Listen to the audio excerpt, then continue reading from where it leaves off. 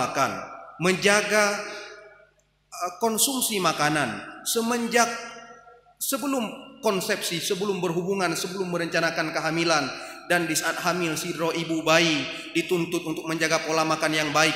Maka di dalam agama pun katanya urang si dituntut untuk melakukan ikhtiar syar'i baik sebelum melakukan hubungan, bahkan semenjak dari akad nikah katanya jaga niat.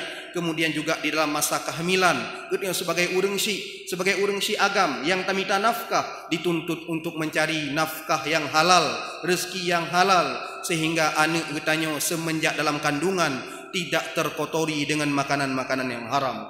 Kemudian juga amalan-amalan yang gak anjurkan untuk dilakukan oleh seorang ibu dan seorang ayah dalam masa kehamilan. Misalnya sidro urang inang awate hamil dari bulan kedua dan bulan kele, dalam trimester pertama dianjurkan untuk banyak membaca surah Muhammad dan surah Luqman. Kemudian di trimester kedua, bulan pet 5 ke 6, sidra wanita hamil dituntut untuk banyak membaca surah Yusuf. Pakan bulan fon kedua kele baca surah Muhammad dan surah Luqman, hikmahnya agar si anak mendapat kebaikan akhlak. Kemudian bulan kepet ke 5 ke 6 geyub pula baca surah Yusuf agar mendapat wajah yang tampan. Dan di bulan ke-7, 8 dan 9 seorang ibu hamil diperintahkan untuk banyak membaca surah Maryam agar mudah dalam proses melahirkan. Kemudian juga di saat kelahiran, doa-doa yang harus kita baca, surah-surah yang disunatkan untuk kita baca. Demikian juga pada masa 7 kelahiran disunatkan untuk menyembelih akikah, menyanemin agam tasir wabuh kameng, anamin inang tasir saboh kameng, sebagai bentuk kesyukuran katanya atas nikmat yang diberi oleh Allah Subhanahu wa taala, dan sebagai bentuk berluas-luas dengan fakir miskin dan urang-urang yang disilingka katanya. Di samping katanya inginkan agar dengan doa-doa orang fakir, doa-doa orang kasihan, anak katanya akan tumbuh menjadi anak-anak yang baik nantinya. Hadirin sidang jamaah Jumat rahimakumullah.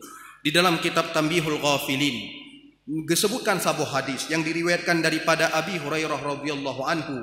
Rasul sallallahu alaihi wasallam bersabda, min haqqil walad 'alal walid thalathatu asya.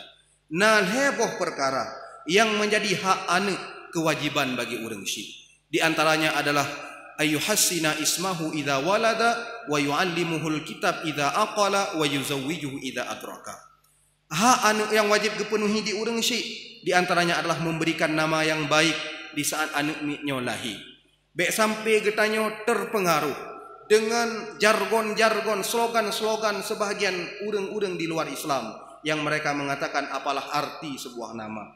Karena pakan di dalam Islam di balik nama terselip doa. Di dalam nama tafaul, sempena yang god, agar anaknya singa akan mewarisi kebaikan yang ada pada namanya. Maka dituntut dan dianjurkan agar urang si geberi kepada anak nan yang god, utamanya di dalam bahasa Arab, dan utamanya nama-nama yang muwafiqan li asma'il anbiya, nama-nama yang berkesesuaian dengan nan para nabi, Mustafa, Mujtaba, dan nama-nama Nabi Allah yang lain. Juga di antara nama-nama yang god urang si gebuhnan anak anak agam, lafai abdun diidhafahkan kepada asma-asma Allah, Abdullah, Abdurrahman, Abdul Hadi dan sebagainya. Dan juga tidak masalah untuk tabrinan yang lain yang galak bak tadenga, asalkan memiliki arti yang baik dan juga tidak berlebihan, seperti memberi nama Malikul Mulki, raja dari segala raja, kurang pantas, ataupun nama-nama yang hanya layak disandangkan oleh Allah Subhanahu wa taala. Oleh karenanya para hadirin, katanya urang si perlu memberikan nama yang